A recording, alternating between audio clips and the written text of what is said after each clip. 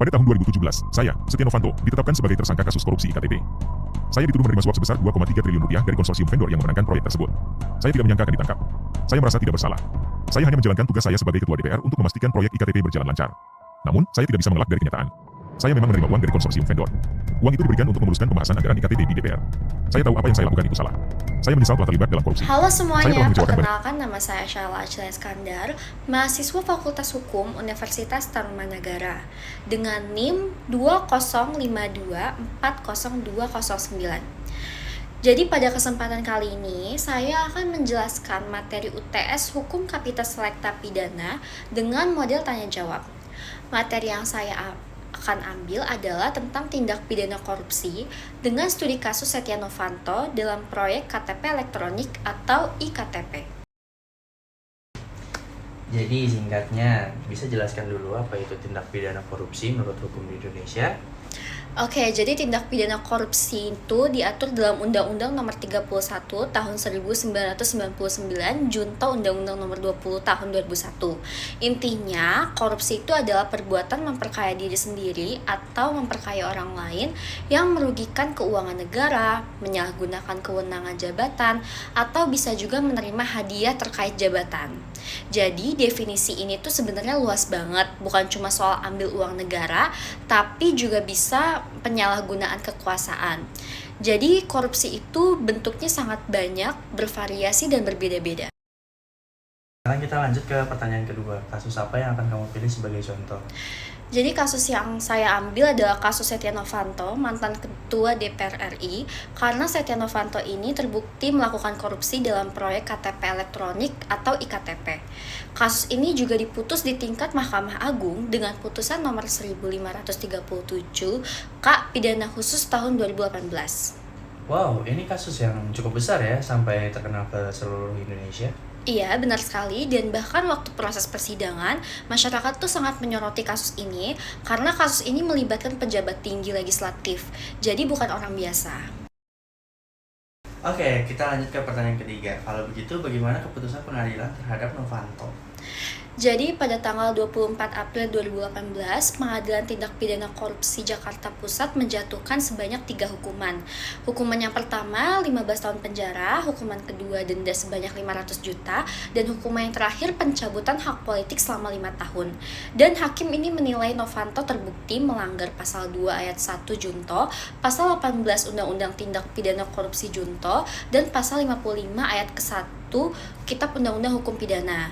Dan pasal-pasal ini juga menunjukkan bahwa dia dianggap bersama-sama melakukan korupsi yang menimbulkan kerugian negara. Jadi bukan aktor tunggal, tapi bagian dari jaringan besar. Oh, jadi memang banyak orang yang terlibat ya? Iya, betul sekali. Dan nama-nama lain juga disebut, tapi Setia Novanto ini dianggap punya peran kuncinya. Lanjut ke pertanyaan selanjutnya, kalau dilihat dari sisi hukum pidana, apa yang bisa kita tarik dari kasus ini? Jadi ada beberapa poin penting. Poin pertama, unsur memperkaya diri sendiri atau orang lain. Jelas terpenuhi karena Setia Novanto dan beberapa pihak lainnya mendapat bagian dari dana proyek. Selanjutnya, yang kedua ada unsur merugikan keuangan negara sekitar 2,3 triliun. Angka ini dihitung oleh Badan Pemeriksa Keuangan, jadi bukan asumsi. Yang ketiga, ada unsur penyalahgunaan wewenang. Setia Novanto menggunakan kedudukannya sebagai pejabat tinggi untuk mengatur proyek-proyek. Kemudian, korupsi jelas kelihatan karena dilakukan dengan diam-diam, melibatkan jabatan tinggi, dan dampaknya sangat besar bagi masyarakat. Selanjutnya, pasal apa yang dipakai hakim untuk memutuskan perkara ini? Jadi ada 2 pasal utama dari Undang-Undang Tindak Pidana Korupsi. Yang pertama ada pasal 2 ayat 1, memperkaya diri sendiri atau orang lain yang merugikan keuangan negara. Dan yang kedua ada pasal 3, yaitu penyalahgunaan kewenangan jabatan. Jadi dua-duanya relevan ya? Iya, betul sekali. Tapi yang paling menonjol di putusan yang pasal kedua, karena kerugian negaranya tuh sangat besar. Selanjutnya, apa kaitannya kasus ini dengan teori korupsi yang kita pelajari?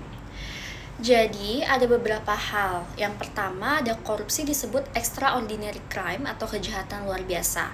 Karena kasus ini membuktikan dan karena melibatkan banyak pihak serta dilakukan dengan sistematis dan kerugian negara mencapai triliunan. Kemudian, dalam teori hukum pidana, korupsi juga bukan hanya melanggar hukum, tetapi juga menghancurkan kepercayaan masyarakat terhadap pemerintah. Terus, kasus ini juga menunjukkan teori tentang abuse of power atau penyalahgunaan jabatan yang benar-benar terjadi di dunia nyata. Bahkan, kasus ini juga sering dipakai sebagai contoh dalam diskusi hukum dan politik karena dampaknya itu sangat besar ke masyarakat. Selanjutnya, selain hukum, apa dampaknya ke masyarakat? Dampaknya itu sangat banyak ya, karena yang pertama, masyarakat jadi kehilangan haknya dalam mendapat pelayanan publik yang baik karena dana triliunan yang hilang. Kedua, secara politik, kasus ini juga bikin DPR kehilangan kepercayaan publik. Dan ketiga, secara internasional, citra Indonesia juga ikut tercoreng. Jadi ini bukan cuma kerugian material ya? Ya, betul. Bahkan kerugiannya lebih luas daripada itu. Korupsi juga merusak sistem dan mental birokrasi. Selanjutnya, kalau dibandingkan dengan kasus korupsi yang lain, apa yang membuat kasus Novanto istimewa? Yang pertama, karena posisi jabatan Setia Novanto ini sangat tinggi secara ia adalah ketua DPR. Yang kedua, nilai korupsinya ini sangat besar yaitu 2,3 triliun. Dan yang ketiga, publikasi kasusnya itu luar biasa sampai ada drama papa minta saham dan pura-pura sakit yang bikin heboh masyarakat. Jadi, selain dari sisi hukum, kasus ini juga punya nilai pembelajaran sosial bahwa publik tidak bisa tinggal diam saja dalam menghadapi korupsi penjabat. Selanjutnya, mengapa kasus Setia Novanto digolongkan sebagai tindak pidana korupsi dalam kategori kerugian keuangan negara? Karena dalam kasus ini dana proyek pengadaan KTP elektronik yang berasal dari APBN tahun anggaran 2011 sampai 2012 itu sebesar 5,9 triliun. Tidak digunakan sesuai peruntukannya. Dari jumlah tersebut, sekitar 2,3 triliun itu dikorupsi melalui pengaturan tender, markup anggaran, dan pembagian jatah ke pejabat dan anggota DPR. Selanjutnya, kerugian negara ini juga dihitung oleh BPK secara nyata dan pasti sehingga memenuhi unsur tindak pidana korupsi pasal 2 Undang-Undang Tindak Pidana Korupsi. Pertanyaan selanjutnya, bagaimana gratifikasi dan suap muncul dalam kasus IKTP? Dalam kasus IKTP ini bukan hanya soal kerugian negara, tetapi juga melibatkan pemberian suap dan gratifikasi. Setia Novanto menerima aliran dana miliaran rupiah yang diberikan oleh pihak swasta sebagai bentuk jatah agar proyek berjalan sesuai kepentingan mereka. Namun pemberian ini termasuk gratifikasi yang tidak pernah dilaporkan kepada KPK sehingga oleh pengadilan dianggap sebagai bentuk suap. Hal ini juga membuktikan bahwa korupsi sering berlapis yaitu ada kerugian negara sekaligus suap dan gratifikasi. Selanjutnya, apa bentuk perbuatan curang dalam kasus IKTP? Salah satu bentuk perbuatan curang yaitu adalah rekayasa tender proyek. Dokumen pengadaan dan spesifikasi teknis diatur sedemikian rupa agar hanya perusahaan-perusahaan tertentu yang bisa menang. Selain itu, harga barang dan jasa di markup jauh di atas harga sebenarnya. Perbuatan-perbuatan ini sesuai dengan kategori perbuatan curang. Karena dalam Undang-Undang Tindak Pidana Korupsi secara sadar menipu negara dan merugikan keuangan negara. Lalu bagaimana kasus IKTP menunjukkan adanya benturan kepentingan dalam pengadaan?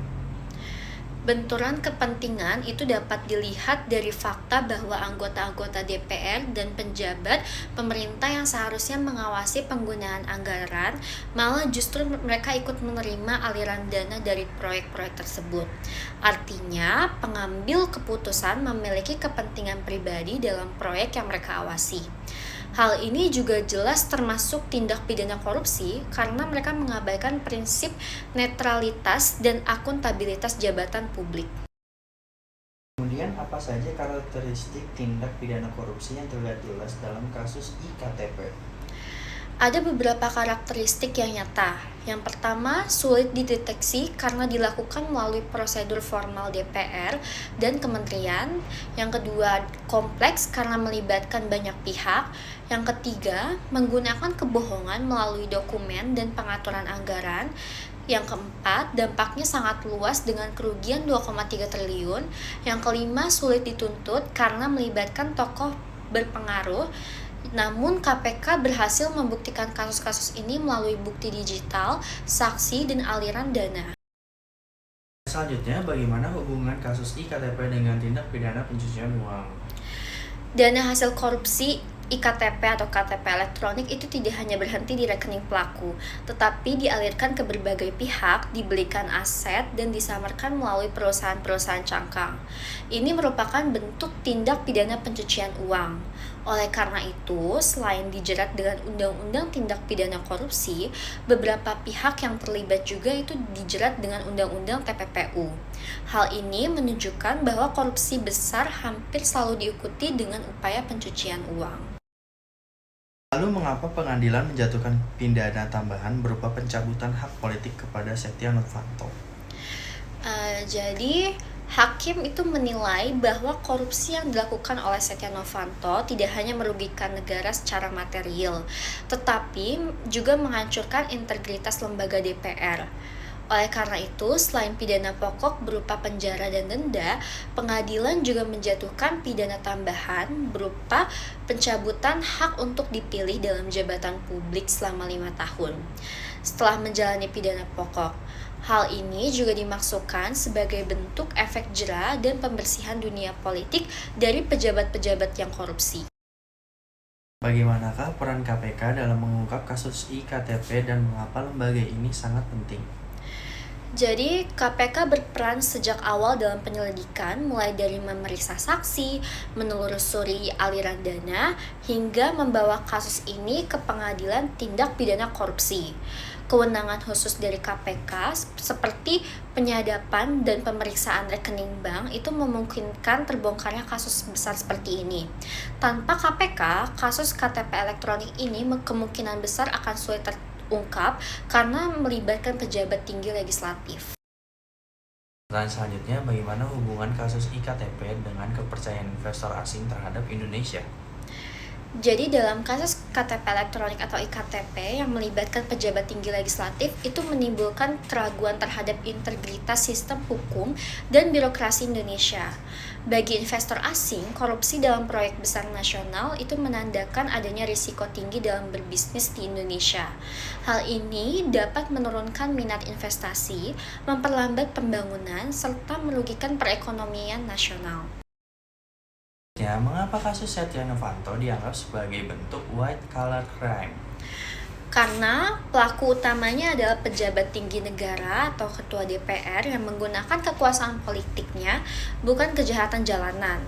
White collar crime ini dicirikan oleh pelaku berstatus sosial tinggi, dilakukan secara non-kekerasan, dan menggunakan manipulasi administratif.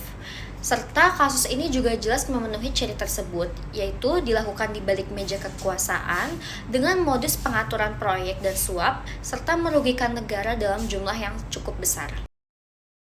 Pertanyaan selanjutnya, mengapa hakim menilai hukuman 15 tahun cukup adil dalam kasus IKTP? Hakim-hakim di sana mempertimbangkan kerugian negara yang sangat besar. Posisi Setia Novanto ini sebagai pejabat tinggi serta sikapnya yang berbelit-belit selama persidangan. Namun, hakim juga mempertimbangkan faktor usia dan kesehatan terdakwa. Dengan pertimbangan itu, maka hakim menjatuhkan hukuman 15 tahun penjara, denda 500 juta, dan pencabutan hak politik.